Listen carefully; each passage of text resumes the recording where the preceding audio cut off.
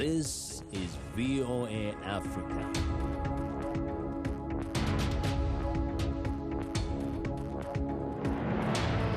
Hello, I'm Esther Githui-Ewart. It's Wednesday, January 13th. This is Africa 54.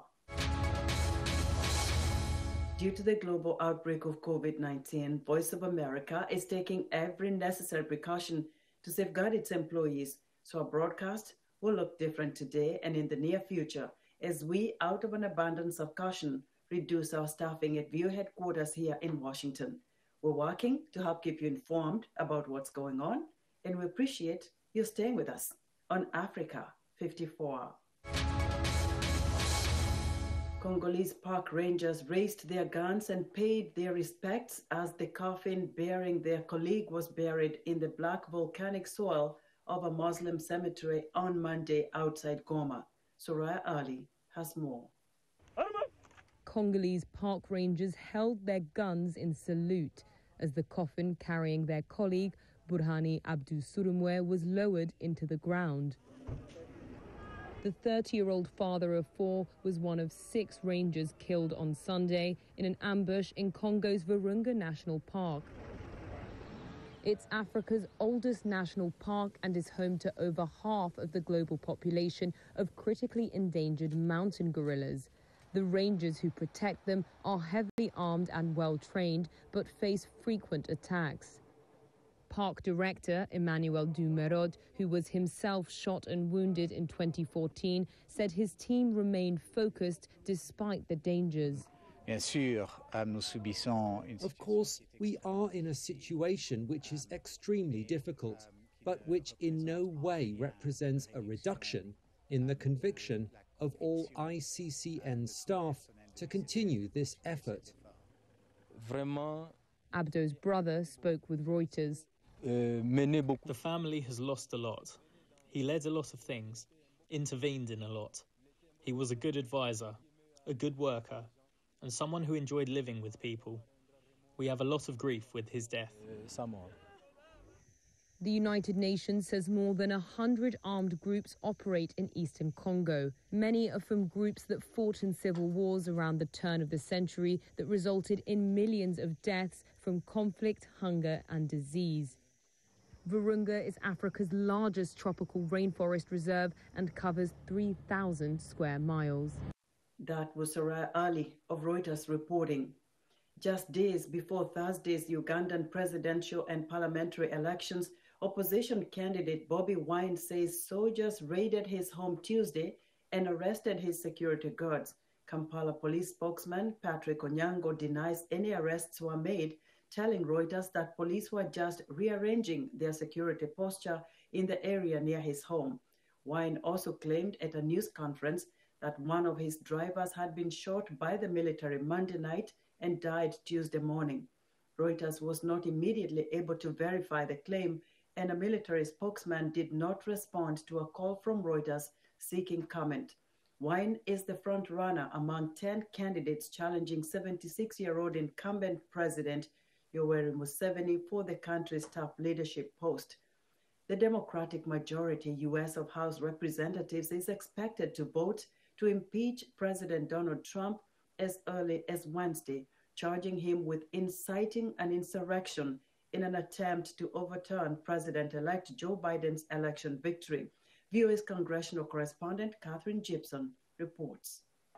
1 week after pro-Trump protesters invaded the U.S. Capitol to overturn the counting of Electoral College votes, certifying President-elect Joe Biden's win. House Democrats have the votes to impeach President Donald Trump, charging he incited that riot. Trump on Tuesday disavowed the violence, speaking in public for the first time since the riot.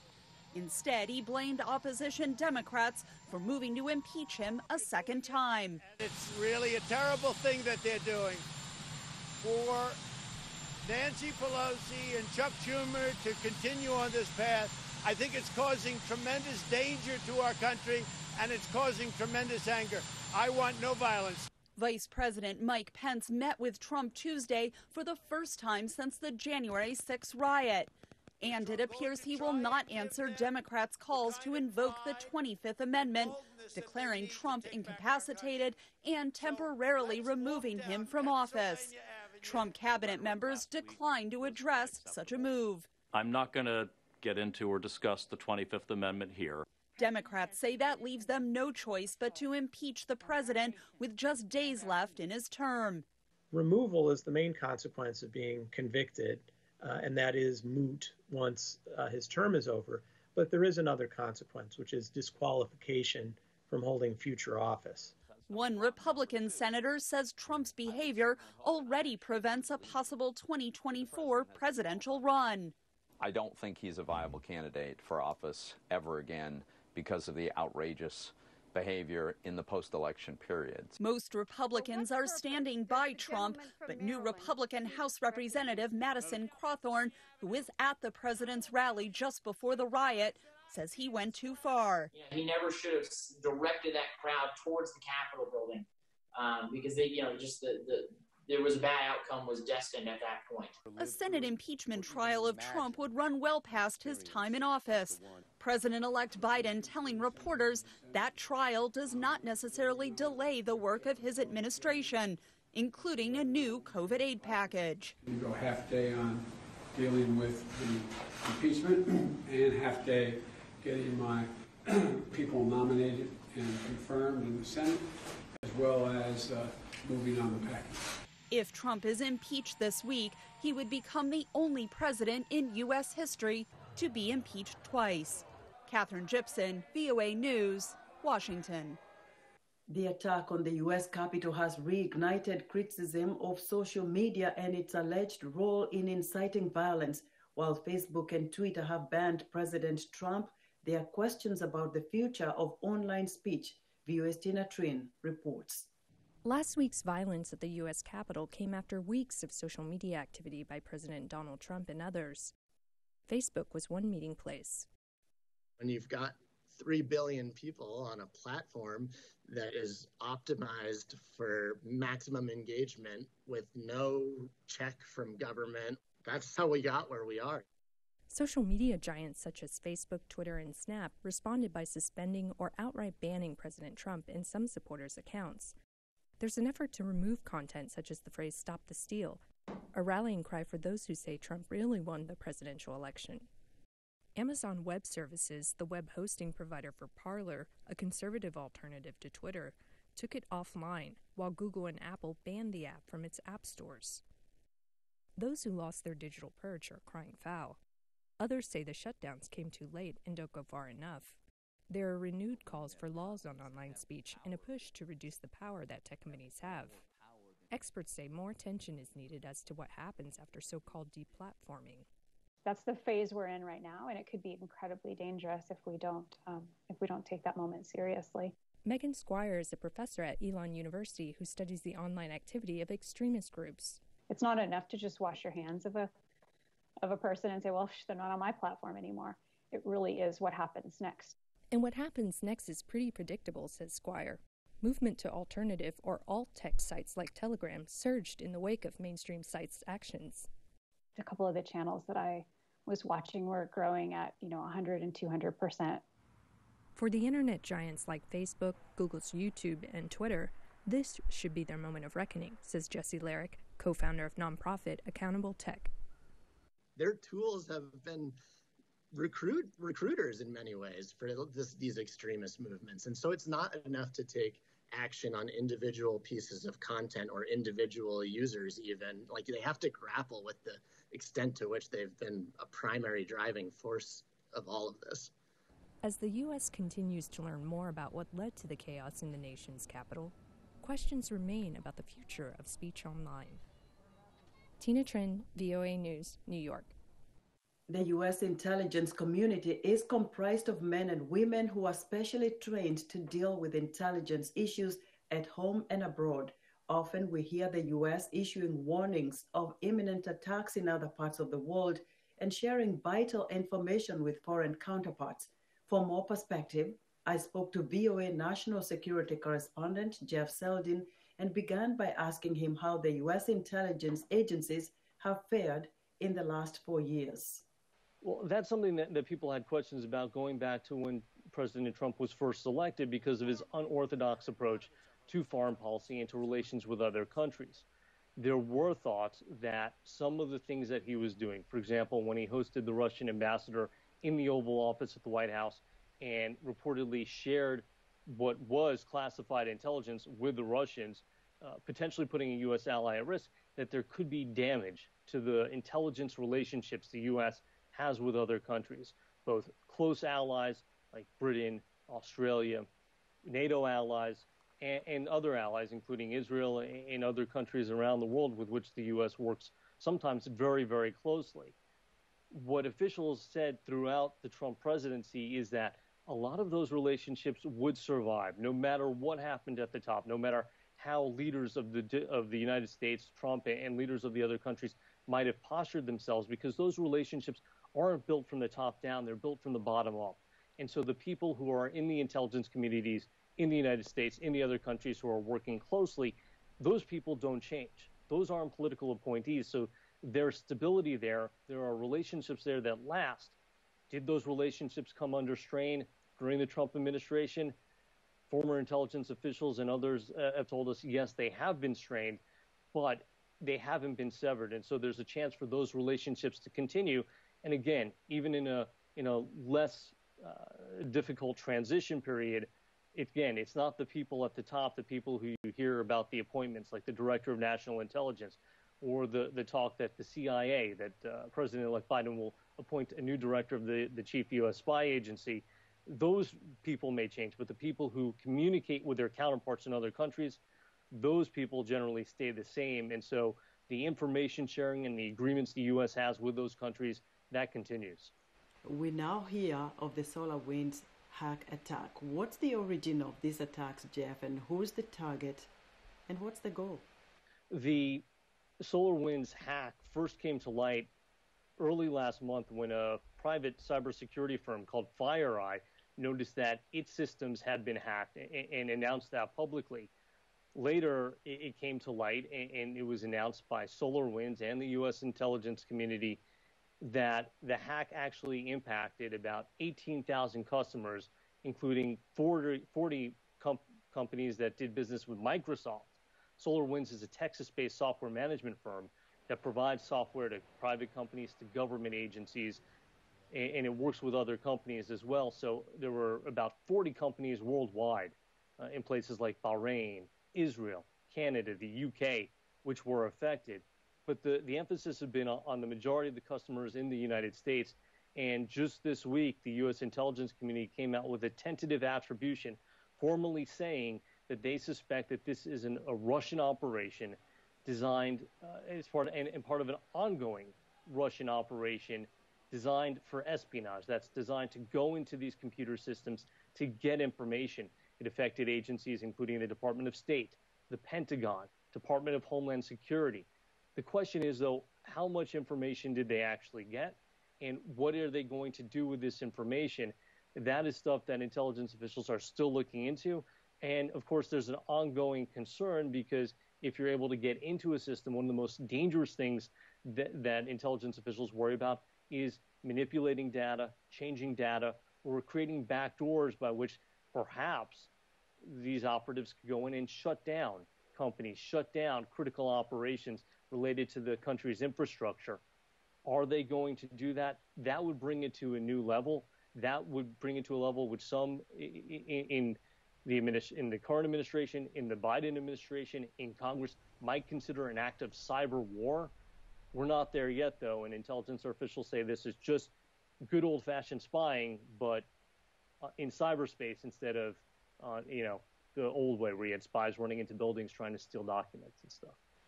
Do we know if the U.S. has responded in terms of maybe raising concerns to the Russian government about this?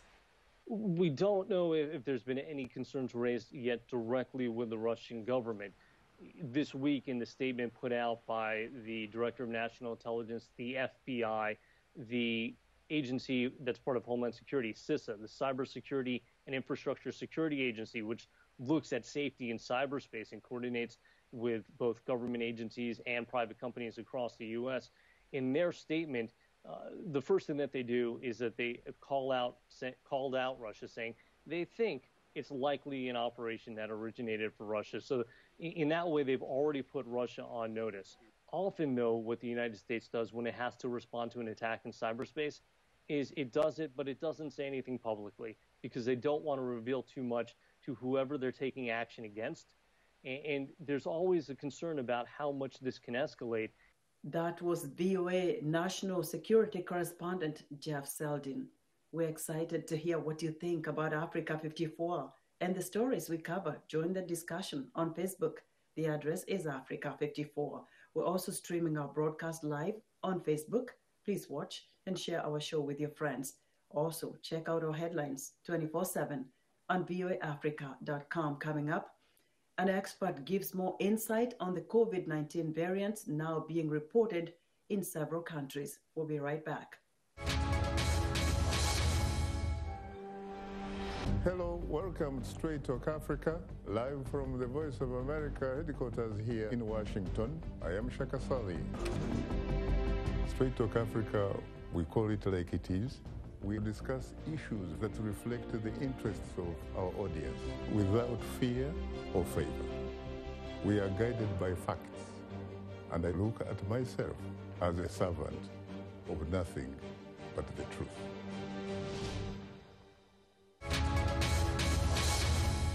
Welcome back to Africa 54. Pakistan is concluding its phase 3 human trials of a Chinese company's coronavirus vaccine. As VOA's Aisha Tanzim reports from Islamabad, health officials say testing of the CanSino Bio vaccine shows promise. Nearly 4 months after it started, Pakistan is wrapping up the phase 3 trial of a COVID-19 vaccine developed by a Chinese company. Nearly 17,000 volunteers have already been given a shot in the arm. But it hasn't been easy convincing people in a country where many are prone to conspiracy theories. In the earlier days, many believed doctors were injecting people with the novel coronavirus. Equally outlandish theories surround the vaccine. Then there are concerns about its long-term impact. I thank the God that saved us so far will continue to protect us. I don't think we should get vaccinated. We don't know what is in it and what the long-term effects are. Pakistan is one of 7 countries participating in the trials. Data will be evaluated by Dalhousie University in Canada. Locally, doctors seem happy with what they see. So far, we haven't seen any serious vaccine-related side effects. There have been minor symptoms like fever or body aches for a day or two, but those were expected. China has already approved the CanSino Bio vaccine for emergency use for its own military. The vaccine maker hopes for a quick approval for international disbursement. Meanwhile, Pakistan's cabinet has already approved purchase of 1.2 million doses of a different Chinese vaccine, Sinopharm. It has also allowed private hospitals to import any internationally approved vaccine. We cannot rely on one vaccine alone. We may have to buy 2 or 3 different ones. The vaccine makers have limited manufacturing capacity and they have to cater to multiple countries. Health officials say vaccines from companies like Pfizer and Moderna are impractical in Pakistan. The country does not have the resources to create and maintain the cold chain required for the two. The Pfizer vaccine requires storage at negative 70 degrees centigrade, the Moderna one at negative 20. Even with the import of multiple vaccines, it may take Pakistan up to 2 years to vaccinate a majority of its population. Aisha Tanzim, VOA News, Islamabad. Thousands of Brazilians hit the beach this past weekend in Rio de Janeiro despite warnings from authorities bracing for a new wave of COVID-19 cases. VOA's Arash Arbasadi reports. Sunday in Rio de Janeiro, thousands packed together on the sands of Ipanema Beach despite a continued uptick of COVID-19 cases. For the first time since August, Brazil's weekly rolling average of deaths per day surpassed 1,000. 25-year-old engineer and tourist Felipe Araújo Ramos says going out is worth the risk. To be honest, Brazilians can't stay at home for long. That's the truth. Many here ignored social distancing and left their masks behind. 27-year-old marketing analyst Franciele Silva says wearing her mask puts her in the minority.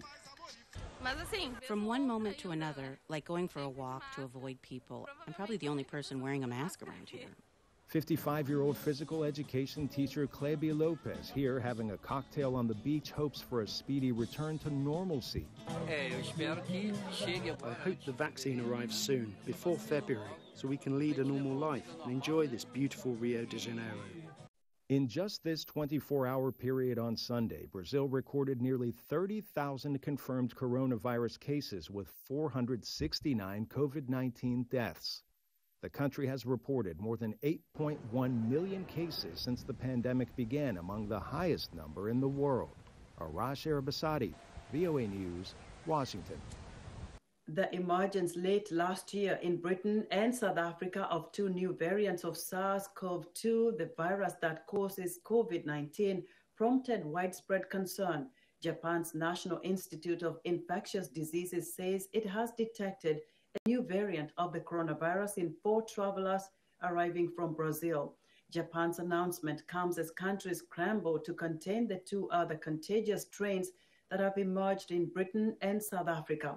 For more insight on the COVID-19 variant, Africa 54 health correspondent Lino Mudu spoke with clinical infectious diseases epidemiologist Salim Abdul Karim, director of the Center for the AIDS Program of Research in South Africa and chair of South Africa's COVID-19 Advisory Committee. So when we initially described the new 501YB2 variant, we were concerned about 4 things. First, is it more infectious? The answer to that is yes. The best evidence we have to date suggests it spreads about 50% faster. Second, is it cause more severe disease? The answer to that at this stage, which is preliminary, suggests that it's not more severe. Our admission rates are not higher in the second wave. Our case fatality rates are not higher in the second wave. And evidence also from the UK with the VOC variant that they have are also not seeing greater severity. If you've naturally acquired the coronavirus before, does it escape your antibodies and your immunity? The answer to that is yes, it seems so. That the 3 mutations that occur on the most important part of the virus, called the receptor binding domain, that those 3 mutations, together with a few other mutations at the N-terminal, they enhance the ability of this variant to escape convalescent serum immunity. So when you take serum, blood, from those people who've had this virus before, and you put it in relation to the virus, and you see if it kills the virus, the answer is no, it doesn't. It looks like the virus is able to escape those antibodies. So the concern is, are we seeing reinfections? The answer to that is not readily available, because protection against a strain of a variant of the virus, a new variant, is not only dependent on antibodies, it's also dependent on T-cell immunity. So those studies are still underway. When we talk about the vaccine, there have been efforts to develop vaccines that are out now. Are these vaccines efficacious with this variant? There's no question the vaccine is a major component of our efforts to control this disease.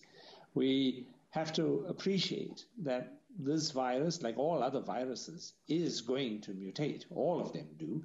And as it mutates, it will find ways in which the immune pressure of vaccination will push it and change it in particular ways. And so we may have to end up enhancing our vaccines over time. So how does this variant in South Africa compare to, for example, the one seen in Great Britain? There's also a variant in Nigeria that they're studying. Japan also found a new variant. So when we look at the VOC variant, which has been described in the UK, that variant has one mutation in the receptor binding domain, which is at position 501, compared to the 501YV2, which has 3 mutations in that same protein. So it seems that the variant, the 501 variant that we've described in South Africa in December, has more mutations and so more opportunity to escape antibody immunity. And I think we're going to see in all of these other variants, we're going to be seeing differing kinds of mutations, and all of them will have differing impacts. Indeed, throughout the world, there are many different variants. They just don't concern us too much because they do not have major mutations in the receptor binding domain. And finally, Professor Salim, what is the significance of these developments with the future efforts to contain the COVID-19 pandemic? When we look at the 501YV2 variant, or any of the other variants for that matter, one of the most heartening things that we can take away is that our current diagnostics work just as well with the new variants as they did with the others. Our treatments work just as well with the new variants as they did with others.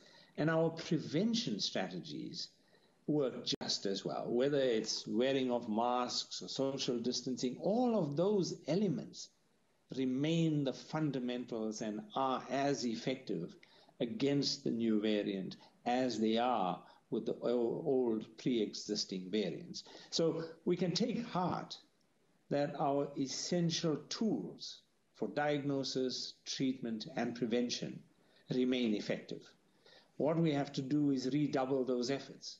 Redouble our efforts to protect ourselves, to reduce the spread of this virus. Redouble our efforts to ensure that because these viruses spread much faster, that we take even more and greater precaution in the way in which we expose ourselves to risk. And I think if we do that, we can bring these new variants under control, just like we did with the others. Dr. Salim Abdul Karim, thank you so much for joining us. We appreciate your time. It's a great pleasure. Thank you very much.